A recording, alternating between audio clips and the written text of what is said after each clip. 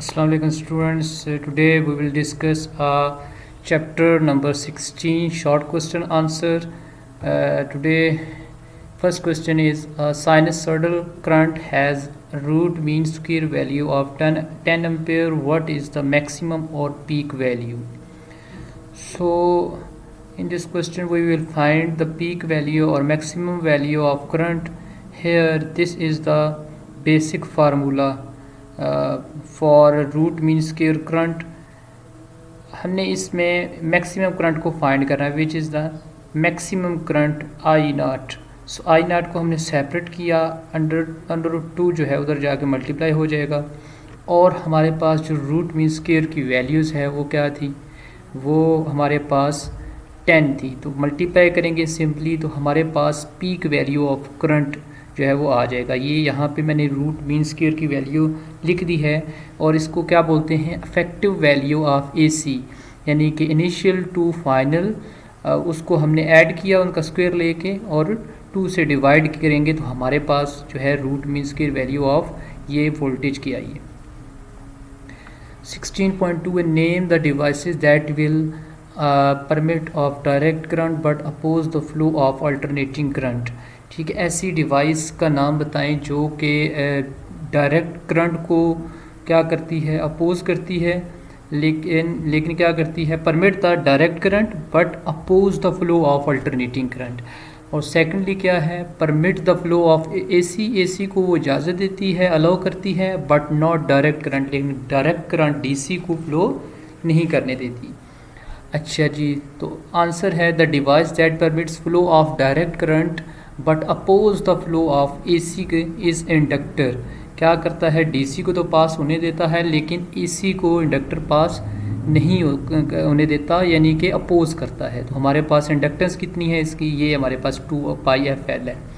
अब अगर हम डीसी की बात करेंगे तो क्या है कि डीसी में हमारे पास क्या होता है कि डीसी में फ्रिक्वेंसी क्या होती है, ज़ीरो होती है. आपको पता है फ्रिक्वेंसी नहीं होती बिल्कुल, क्योंकि डायरेक्ट करंट है. और यहाँ पे F0 पुट करेंगे तो इंडक्टेंस कितनी आएगी, ज़ीरो. यानी कि जो इंडक्टेंस है हमारे पास ज़ीरो होने की वजह से करंट क्या होगा, मैक्सिमम हो जाएगा. इसी तरह the device that permit flow of AC यानी कि alternating but oppose the direct current is capacitor. तो वो क्या है, कैपेसिटर है. अगर हम डीसी की बात करें इसी केस में भी तो फ्रिक्वेंसी जब ज़ीरो रखेंगे तो यहाँ पे फ्रिक्वेंसी ज़ीरो रखने की वजह से हमारे पास जो कैपेसिटेंस रिएक्टेंस है वो क्या हो जाएगी, वो इन्फिनिट हो जाएगी. कैसे, 1/0 क्या होता है, इन्फिनिट. जब ये इन्फिनिट हो गई तो करंट हमारे पास क्या होगा, ज़ीरो होगा.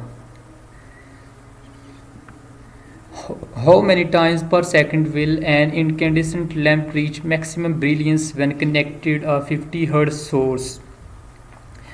AC current reach its peak value twice a cycle. 2 times जो है वो एसी की जो पीक वैल्यू होती है वो अगर आप देखें तो एक दफ़ा पॉजिटिव होती है और एक दफ़ा नेगेटिव होता है, यानी कि कंप्लीट साइकिल में 2 टाइम्स क्या होती है, पीक वैल्यू होती है. Alternating current reads peak value in 1 second. तो 1 सेकंड में कितनी होगी, 2 टाइम्स, चूँकि उसकी पीक वैल्यू हुई और हमने पास फ्रिक्वेंसी कितनी थी, 50 हर्ट्ज. उसके साथ हमने मल्टीप्लाई कर दिया 2 को और हमारे पास कितना आ गया, 100 टाइम पर सेकंड जो है वो क्या होगी, ब्रिलियंस होगी. A circuit contains an iron core conductor, a switch and a DC source arranged in a series. तो हमने क्या किया, एक सर्किट है, आयरन कोड है, इंडक्टर है and switch and DC source arrange in a series में. The switch is close. जैसे ही हमने स्विच को क्लोज किया, after an interval reopen, हमने क्या किया, स्विच को क्लोज किया और कुछ टाइम के बाद हमने उसको री ओपन कर दिया, मतलब कि करंट का फ्लो रोक दिया. Explain why a spark jumps across the switch contacts. तो यहाँ पे स्पार्क जो है वो क्यों हुआ है, वो इस वजह से व्हेन द स्विच इज़ री ओपन, जब हमने उसको दोबारा से क्या किया है, ओपन किया है.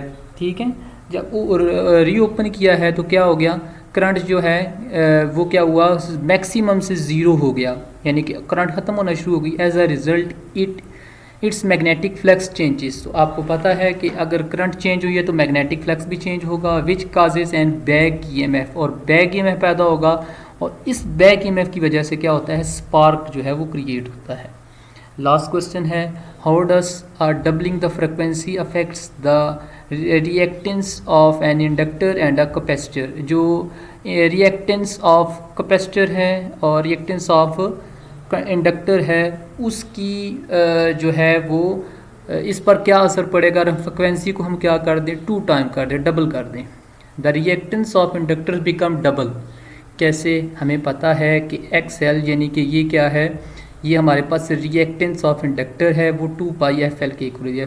FF की जगह हम 2F कर देते हैं। अब देखें इस 2 को कॉमन ले लें तो ये क्या आ जाएगा, 2πfl, ये आ गया। अब 2πfl किसके इक्वल है, XL के। XL यहाँ पे लिख दें तो अब क्या होगी, यानी कि हमारे पास फ्रिक्वेंसी डबल करने से दो रिएक्टेंस ऑफ इंडक्टर क्या आ गई, 2 टाइम्स होगी। इसी तरह the reactance of capacitor become half. कब हमारे पास F जो है 2 टाइम कर देंगे तो इसी तरह 2 को कॉमन लेंगे तो ये सारा किसके इक्वल है, ये इक्वल है XC के। तो यहाँ पे XC आ गया और हाफ हो गया, यानी कि जो रिएक्टेंस ऑफ कैपेसिटर है वो क्या हो जाएगी, हाफ हो जाएगी। स्टूडेंट्स आज के यही क्वेश्चन से, होप कि आपको हमारी वीडियो पसंद आई होगी। अगर कोई भी क्वेश्चन है तो उसको कमेंट की सूरत में ज़रूर मेंशन कीजिएगा। Thank you.